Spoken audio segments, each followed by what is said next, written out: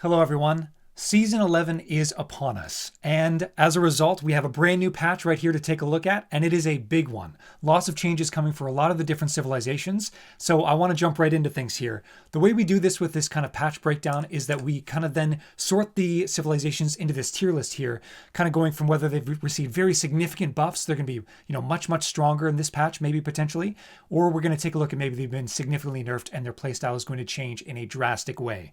So we'll go through the balance changes kind of generally first, through the civilization specific changes, and then we'll loop back up to the top and talk about some of the other changes coming for this upcoming brand new season. Let's jump right into things here and talk about the general changes and bug fixes for all civilizations. So, scouts will continue moving when the automatic drop-off target is changed. This was really annoying when playing as the Holy Roman Empire or as maybe China or Jushi, and you'd be trying to change the drop-off point for professional scouts to the Aachen Chapel or to a mill in case of the China and Jushi, and the scouts would just stop as they're on the way to the deer. So this is a nice change, and here it is. These kind of three changes here are significant nerfs, essentially completely deleting from the game deer pushing. So deer flee distance reduced from 2.5 tiles to 1.5 tiles when started by nearby military units. So they move much smaller distance. Military units now have to be much closer. They have to be within 1 tile to even startle deer. Apparently this brings it in line with scouts and villagers in terms of that as well. And then their cooldown for fleeing increases from 1 to 8 seconds to 14 to 20 seconds. So this is going to take you a longer period of time to even move the deer, and they're also going to be moving a much smaller amount as you continue. So just crazy stuff right there. It's completely deleted from the game. The devs do not want deer pushing, and this patch is very clear about that. Also, a small fix here about the sight radius on trebuchets, it seems. But other than that, I think that's kind of it. So let's jump right into the Civ-specific changes. And as I said, we'll then take a look here at the tier list as well. So for the Abbasid dynasty, boot camp cost has been reduced. So this is the upgrade in the military wing that allows you to increase the armor of your melee units. So reduced cost there, a bit of a buff. And then also fresh foodstuffs villager discount has been increased from 35% to 40%. So this means that as you're paying for more and more villagers as the Abbasid dynasty, and normally you're wanting to boom with this civilization, it's going to be even cheaper on the food front. So this is huge. I really think that it's really kind of benefiting Abbasid in a much more kind of campy playstyle and trying to boom up as much as they possibly can. 5% may not seem like a lot, but when you're making villagers consistently throughout the game, I think it is going to make a big difference. And then there's also clearly a bit of a bug with the incorrect description label for the trade caravans. So in terms of Abbasid, I might even go ahead and say that they're going to be in the significant buff category. They already are playing into this playstyle of building a lot of villagers, and having that being discounted even by a small amount is going to be huge. So we'll see. Maybe I'll move that down as we kind of continue, but for now they're in the buff category. Okay, next for the Byzantines, we have the Expiatories reward for defeating workers has been increased from 20 to 30 gold. So again, this is when you build the Heliodrome landmark in Age 2, gives you the Triumph ability for your cavalry, and if you kill villagers, you get additional gold. So this is a small buff to that, I guess, and also fixed an issue in multiplayer or in Byzantine mirrors, I guess, where placing your sister near an ally or an enemy would be prevented. So that's nice to see that that's been fixed. I think that this is really just going to kind of keep them in the same spot, to be honest, because you're really more likely to go for the Grand Winery as a landmark in the feudal age, and I don't think that Triumph is going to have a huge impact on their playstyle really that much. So I think Byzantine's going to stay the same. They're still a very strong civ, so that's not going to be changing anytime soon in Season 11. Chinese is next. Fire Lancer charge damage has been increased from 13 to 15, and then 15 to 17. And then the extra materials technology repair rate has been increased from 20 to 25.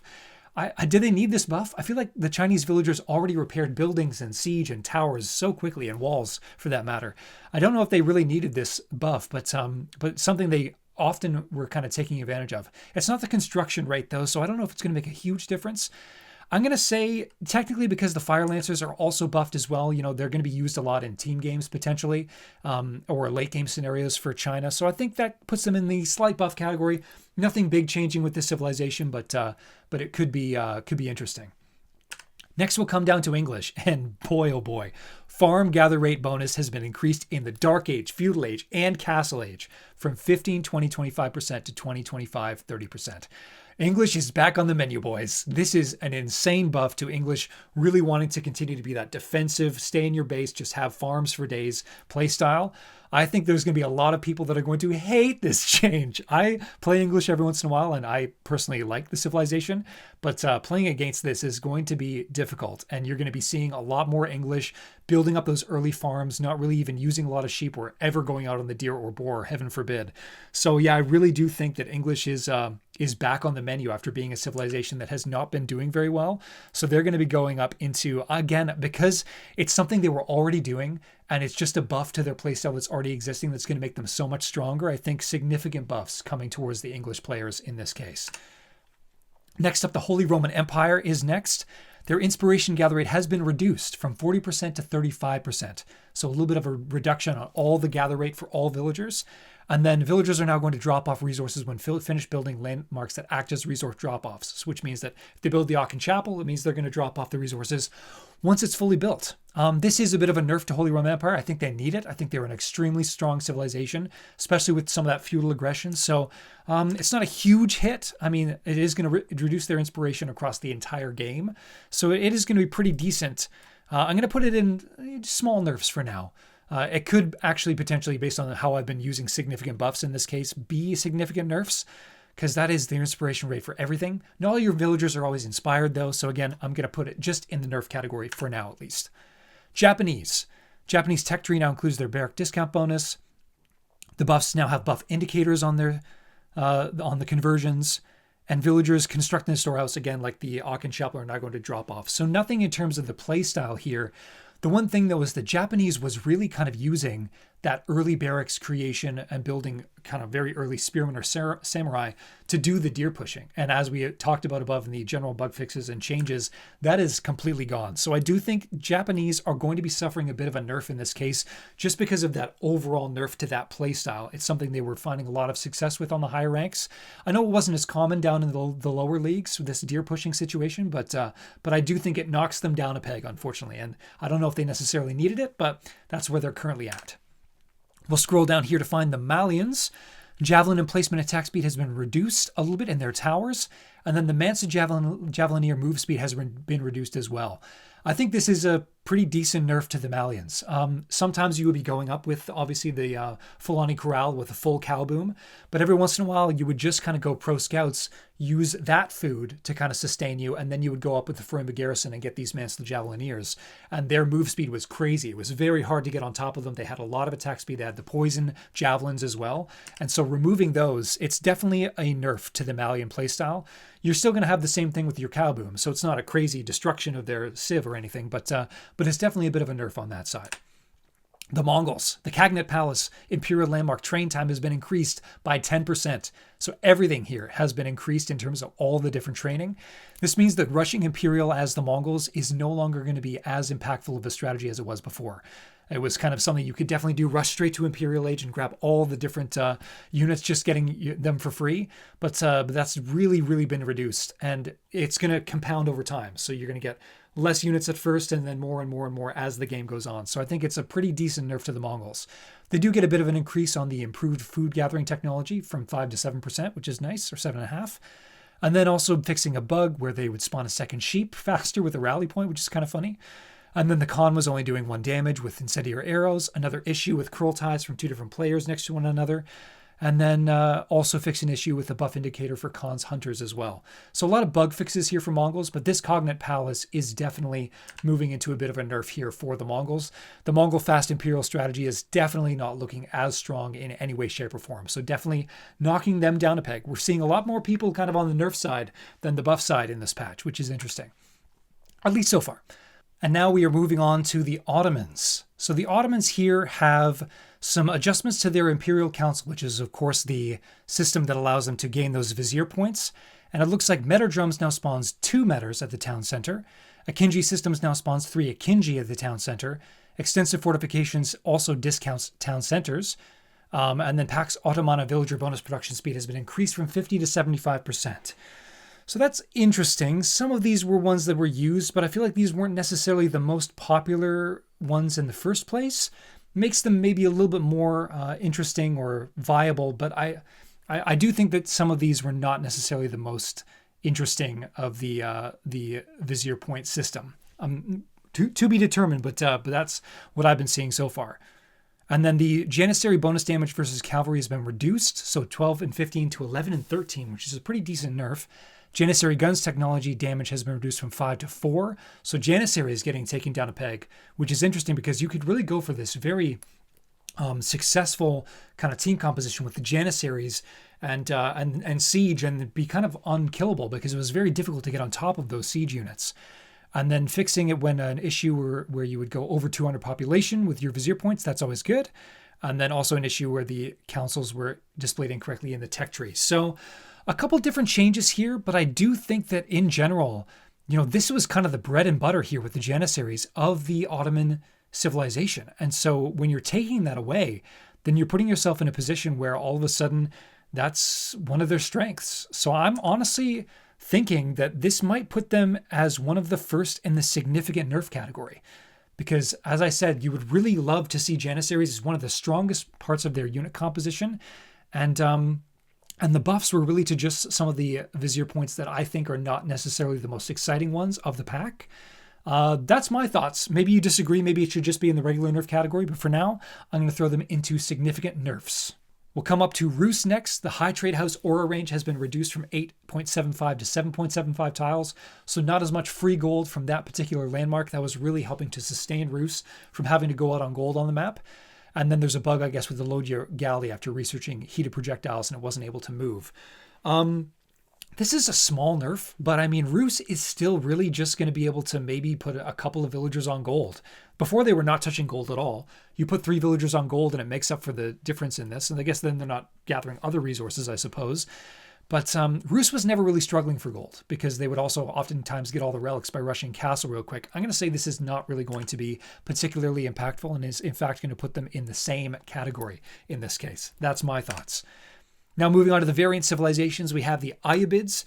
Structural reinforcements ability granted by siege carpentry no longer has an activation cost. Interesting. And then fixed an issue where trade caravans used the incorrect description label. Again, just a quick fix there. This is not really that important. To be honest with you, I'm not even sure I know exactly what that is. So just for that reason and that reason alone, I think they're really just going to stay the same. Can't know everything in the game, and I'm not as familiar with the Ayyubids as maybe I should be, so I'm not sure what structural reinforcements ability even is. And so that's not going to change their overall strategy very much really at all. Coming back to the House of Lancaster, and oh boy, people have been complaining about this civilization, and they have gotten the nerf hammer. Lord of Lancaster ranged and melee armor has improved by +1 in Castle Age and +2 in the Imperial Age, so making them a little bit better as a kind of a later game. Before they were more used as kind of like a very aggressive feudal commitment, with the Lords of Lancaster increasing the health, of course, of your entire army. But then here we go. Hoblar attack speed reduced from 1.75 to 1.5. Hill training damage bonus reduced from 150% to 125%. Completely nerfing that kind of rush to castle with the King's College and building only Hobalars and just kind of raiding all across the map strategy. Demi-Lancer health has been reduced. 140, 160, 200 to 130, 150, 190. The demons are a little weaker. Elite Yeoman damage reduced from 9 to 8, reducing the damage of the really long-range archers. Caller of S's bonus damage versus heavy has been reduced from +6 to +5. Condensed land practice technology cost increased from 100 wood, 250 wood to 125 wood, 275 gold. Condensed land practice bonus to manor health has been reduced. Open field systems bonus to manor health has been reduced. Need I continue? And then we have a ships of the crown for more of a naval thing. They weren't really used too much on naval maps anyways. And then they also have a buff indicator displaying their wool industries sheep gather rate bonus as well, which is nice to see. But this is nerf on nerf on nerf on nerf on nerf, and I think they deserved it. So rejoice, all of you House of Lancaster haters. English has been kind of sitting in the background. They're maybe going to come to the fore with their kind of farm buffs, but House of Lancaster has received another round of nerfs. People are going to be very happy about that, and they are absolutely going to be sitting in the top level of the significant nerfs tier so far. Coming back, we have Jeanne d'Arc. Fixing a bug with companion equipment upgrade kind of appearing in different unintended buildings. I remember seeing that in a couple different, I was like, why is it in the archery range? Why is it in the castle? Why is it in the blacksmith? So that's good that that's now gone. Civilization preview now displays the correct number of Jeanne d'Arc's economic technology discount. That's good. And then number of displayed for her tech tree. So really no changes there whatsoever in terms of gameplay. It was just all kind of bug fixes and changes there. So really quickly into the same category. No discussion needed there. Knights Templar. The Hospitaller Commandery now increases worker movement speed by 10%. And that's interesting because that increases their kind of economic bonus over the course of the game. So maybe that kind of buffs that strategy more. Obviously, people were doing the French Commandery much, much more often as the Knights Templar, but this kind of buffs a different strategy, which is kind of interesting. Jeanne has also had their health increase. This is obviously the one that has the long-range horseman javelin throwers, and they were not being used very often, so good to see them getting a bit of love, which is nice. And then they have been increased as well, so it accommodates their attack range, which is probably pretty good. Schlachter Cavalry has had their health reduced. They were very hard to kill in Imperial Age. You had to go full crossbow spearman in order to even slightly have a chance of kind of dealing with these guys. And their damage is reduced. It's a small nerf, but a little nerf nonetheless. Fixed to crash when they would age up. Always love to see that. Corrected a bug causing their galley to benefit from the range damage blacksmith upgrades. That's funny. And then fixed an issue where sergeants wouldn't benefit from the fortress desert outpost aura until after desert citadels had been researched. Interesting. So another quick bug fix there. So a couple buffs, a couple nerfs. I'm gonna say in general that's just like a little bit of love sent the way of the Knights Templar. I think it's just a small kind of improvement here. It does reduce their kind of late game potential, but it certainly gives some new ideas and some new opportunities for different playstyles with those kind of Hospitaller Commanderies increasement of the worker move speed. That's interesting. I want to see how that kind of plays out going forward. And then Order of the Dragon. Golden Cuirass damage reduction hit point threshold has been reduced from 30% to 20%. So this actually makes their man-at-arms less tanky. It means that they don't start taking reduced damage at 30%. They start taking reduced damage at 20%. So they're going to be less tanky, which is good. Some of the early kind of man-at-arms rushes were a bit oppressive with Order of the Dragon sometimes. That upgrade has also been increased in terms of its cost. And then like the HRE, constructing the Aachen Chapel will now drop off resources once it's fully built. So little teeny tiny nerfs there. I don't know, is that enough to put it into the nerf category? I mean, technically it was nerfed. So on the smallest amount, it's going to change a little bit of the playstyle a little bit because people did love doing those early man-at-arms rush, trying to just jump underneath your TC and cause as much idle time as possible. So we will put them a little bit into that nerf column. And not featured here, of course, we have the Delhi, the French, and Jushi's Legacy, who are all just going to go into the same category because they weren't really using the deer pushing strategy very much in general, these guys, and then they had no significant changes to their civilizations in particular. So this is my final thoughts, I think. HRE maybe in the significant buffs tier. I mean, how can you compare, though, to what they did to Lancaster? They completely slashed that down. So yeah, I'm going to keep it there, but it is, I think the Inspiration Gather Rate kind of nerf is going to hit them decently hard. But I do think that the villager reduction cost after fresh foodstuffs for Abbasid and then English farms, there's going to be a lot more of these because these were some civilizations that were really struggling, at least at the top level. I don't necessarily think they were too weak in teams and kind of some of the lower levels, but they're certainly going to be very, very strong now. Okay.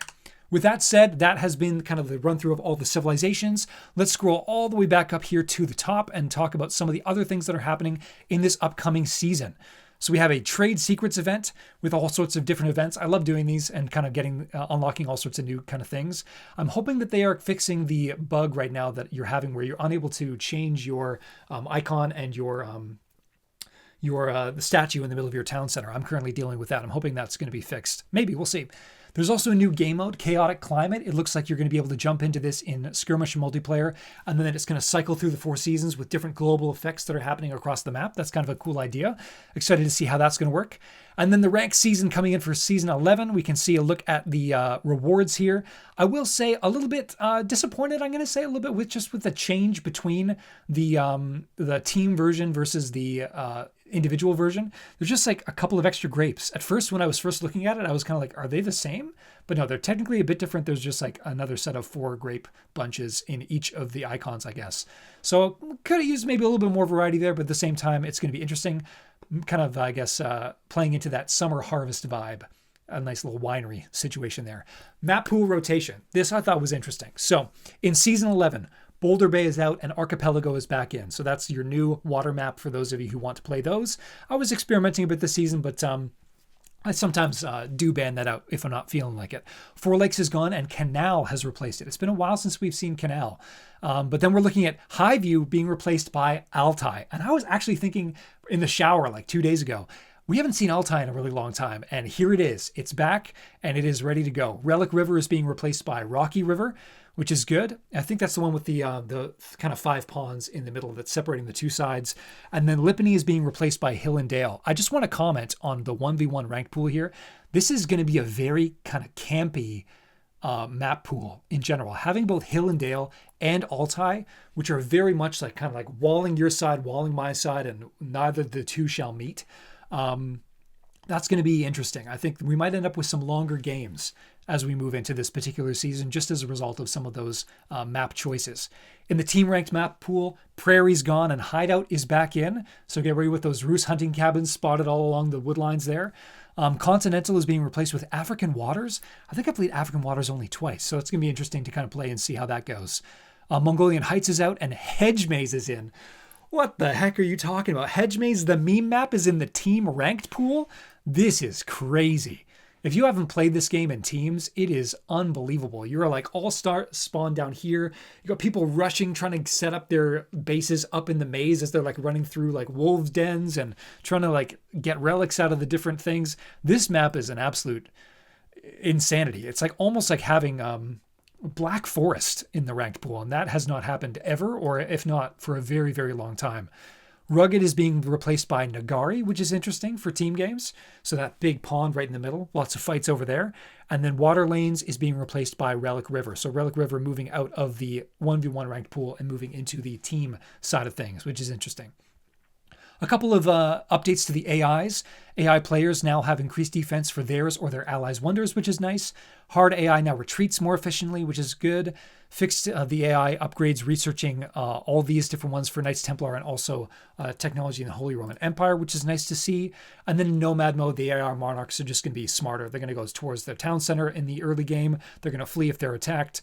And also they now have the ability to train Black Rider units. So keep your eye out for gunpowder horsemen running through your entire base in your AI games.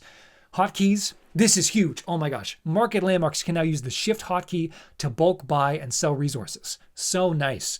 So you can finally shift and then like hit the button. I was constantly just like mashing Z or Z trying to sell my food in Imperial Age, but now you can hold shift and just do that much more effectively in market landmarks, which is great.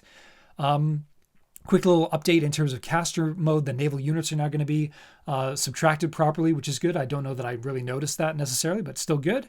And then just a tooltip thing, which is good. Some map changes. Fixed the bug with the wolf den when it wasn't taking damage from certain angles, which is nice. Good to see that. Water lanes. AI players will now correctly transport villagers across to the sides of the water lanes, which is nice.